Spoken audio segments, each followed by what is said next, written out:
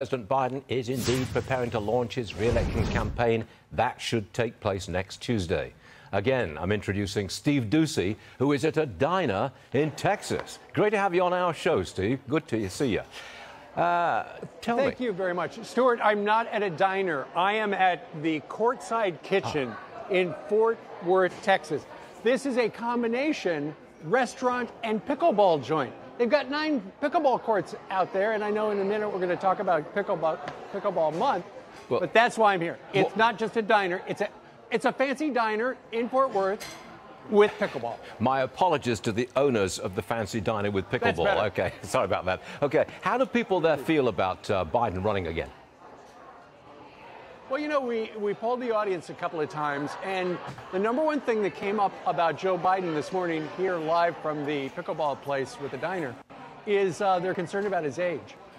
They weren't really talking so much about his policies going forward. They're a little worried about what his policies have been so far.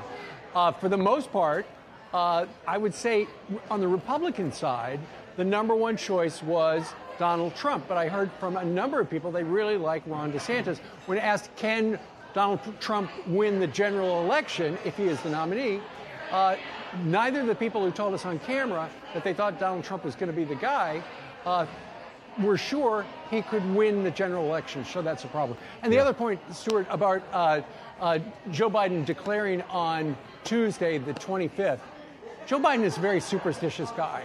And 4 years ago, he declared, I've run for president 3 times before, I'm going to do it today, again, on April 25th, 2019. And that's why a very, somebody who's a little worried about things going forward, a little suspicious, a little and whatnot. So he is going to do it because it worked for him before. There's another big story here today. Attorney General Merrick Garland, accused of obstructing justice in the Hunter Biden probe. I've watched you on Fox and Friends, and you deliver clarity on the Hunter Biden probe. Can you deliver some clarity on Attorney General Merrick Garland and what position he's in right now? Absolutely. Keep in mind, Stuart, and on your program, I know that about 6 months ago, you reported that the Washington Post had a story that FBI agents who had been investigating Hunter Biden had enough evidence to indict him on taxes, right? FBI says they're going to indict him. Then suddenly, nothing. Where's the indictment? What's going on? All we would hear from the White House is the Attorney General and the President have both put all of their faith into David Weiss, the U.S. Attorney from Delaware. He's going to be independent. And Joe Biden has said, and Merrick Garland is independent. He can do whatever he wants. And yet now this whistleblower from the IRS is saying that Merrick Garland said stuff in sworn testimony regarding the Hunter Biden case that is not true. So the question is, who told Merrick Garland, the Attorney General, this stuff that was not true? Right. Because, you can say, okay, he's lying, he's got the wrong information.